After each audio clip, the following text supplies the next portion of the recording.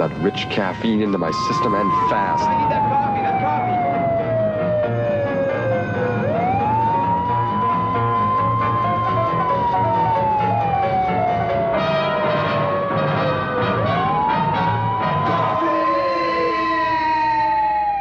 Relax, that was just a bad dream. Wake up and smell the... And remember, we've reached the decade when Java junkies have no trouble finding a quick fix.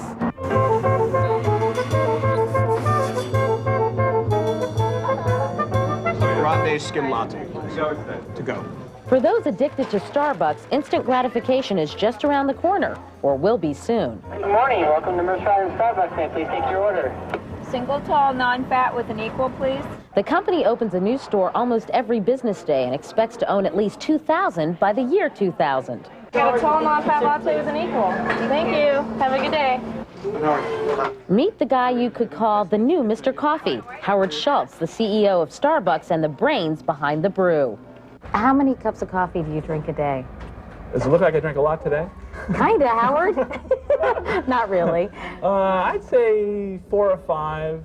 How do you get the lingo straight? You know, tall, skinny latte with legs. I can't keep it straight. Well, you know, that's another part of this that we didn't plan on. That the vernacular of everything we do has become part of the nomenclature of the culture of the country. We're here at Tall Latte. It was Schultz who imported the concept of coffee bars from Europe. I took a trip to Italy in 1983 to a little town called Verona.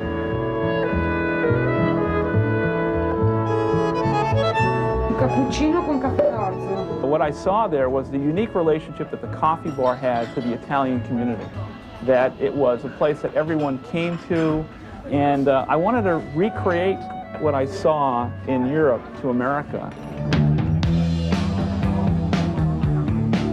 Schultz began in the city which would one day be known as the capital of latte, Seattle.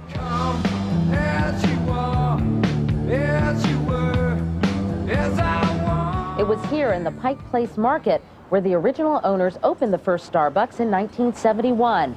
Named after the first mate in Moby Dick with a siren for a logo, Starbucks had become a Seattle institution by the time Schultz took over the company. In 1987, when you first bought Starbucks, you all didn't do so well. You lost, what, $1 million? We lost $3 or $4 million there for about 3 years, and a lot of people had a lot of doubts about whether or not this guy had a good idea. Was there ever a point where you just wanted to give up? I know that one of the first years after you had purchased Starbucks, your wife was expecting a baby, and right. She was supporting you, and I think you were quoted as saying that was a very, very, very hard year. Three yes. varies. Yeah. I mean, at any point in time, did you feel like saying, oh, forget it, it's never going to happen? That was a very rough time. I had no salary. She was supporting me. She was pregnant. We were losing money. I think we came close at various times to saying it wasn't going to work out, but I think we persevered because we believed in ourselves and believed that this could be possible.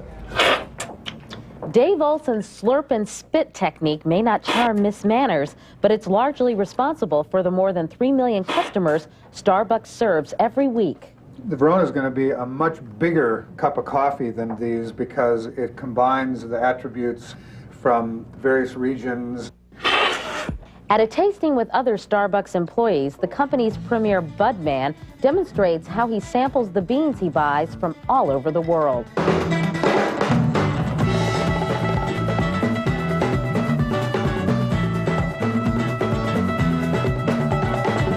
Got a tall skim cappuccino up on the bar. While some find the coffee too strong, Olson takes jabs about Charbucks in stride. Ha! Starbucks, Charbucks. Yeah, we try to buy coffee that can withstand a pretty aggressive approach to roasting. So it falls outside the experience that a lot of people expect of a cup of coffee.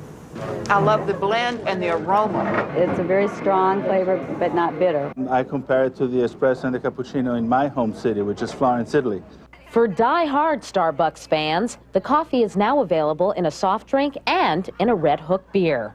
Coffee-flavored beer? Well, it's only a note. It's very subtle, and it's delicious. So does it make you sleep, or does it keep you awake? No, it's not like that. In many ways, this really is a Horatio Alger story, a rags to riches story, nice if you will, because you grew up as a pretty, is it safe to say, poor kid from Brooklyn? Yes, and I'm proud of that. It was a good childhood, but in a federally subsidized housing project. Our family did not have much, and I think we were taught early on about the value of things, and I think I wanted desperately to try and get out of that environment and try and create a success for myself. I feel lucky today. Success for the 42-year-old Schultz is measured in more than net sales of some $465 million in 1995. He takes great pride in offering his 12,000 employees, whom he calls partners, stock in the company and health coverage. Even part-timers receive full benefits, a policy applauded by President Clinton. What I wanted to do is make sure that every Starbucks person, irregardless of their education, of their diversity, of their level of performance in the company, had an opportunity to gain equity and gain health insurance and really build self-esteem in the workplace. And for me, I watched, unfortunately, my dad go through a series of jobs where I think his self-esteem was broken, and that affected our life. He went from various blue-collar jobs, like he was a cab driver for a while. He drove a diaper truck. He worked in a paper factory. I think he just could not find his way and unfortunately never found a company in which there was an opportunity. If your dad were alive today, do you think he'd be incredulous in terms of your success? It would be an unbelievable, if I could just grab one thing back, and it would be the most meaningful turn of events if he could experience this with us. Entrepreneurship and knowledge are two key factors of production.